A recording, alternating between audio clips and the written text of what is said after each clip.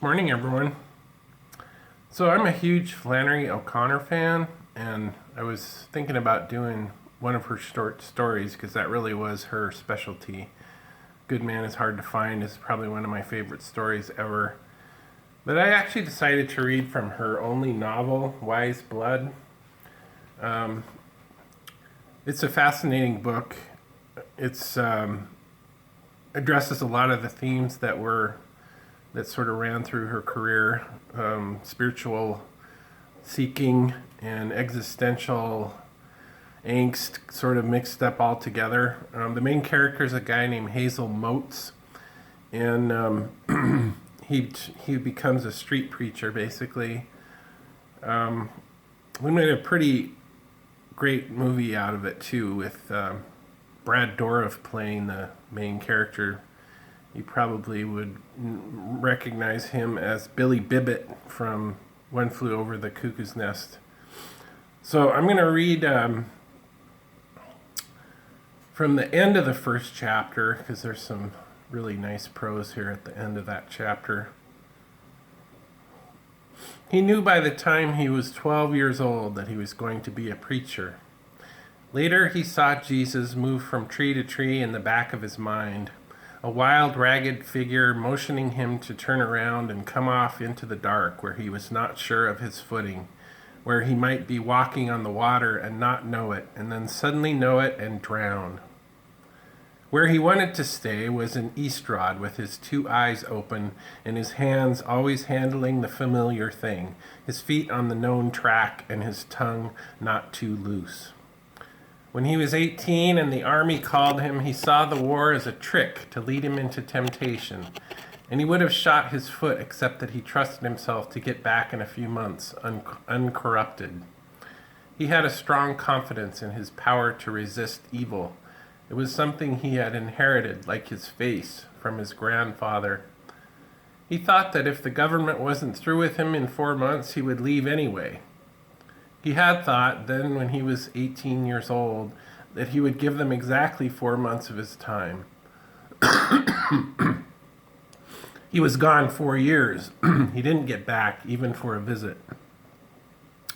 The only things from Eastrod he took into the army with him were a black Bible and a pair of silver-rimmed spectacles that had belonged to his mother.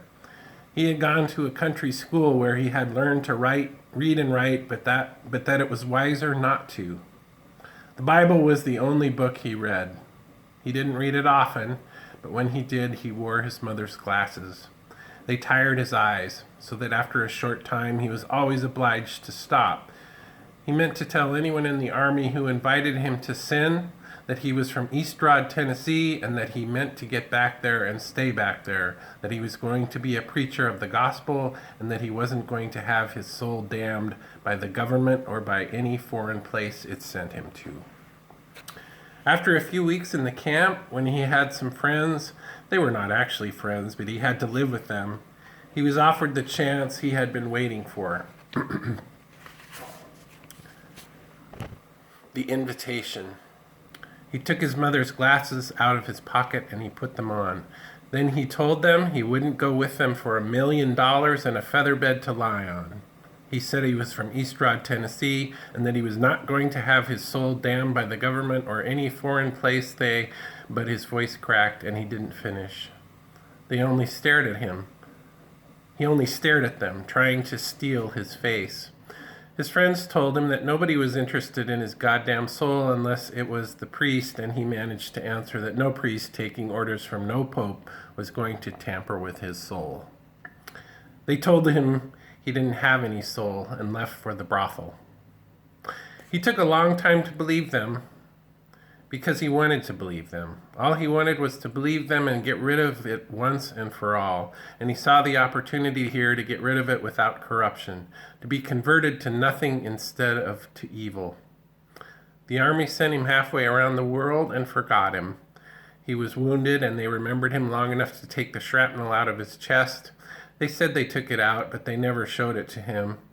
And he felt it was still there, rusted and poisoning him. And then they sent him to another desert and forgot him again. He had all the time he could want to study his soul in and assure himself that it was not there. When he was thoroughly convinced, he saw that this was something that they had always known. The misery he had had was a longing for home. It was nothing to do with Jesus. When the army finally let him go, he was pleased to think that he was still uncorrupted. All he wanted was to get back to East Rod, Tennessee. The black Bible and his mother's glasses were still in the bottom of his duffel bag. He didn't read any book now, but he kept the Bible because it had come from home. He kept the glasses in case his vision should ever become dim.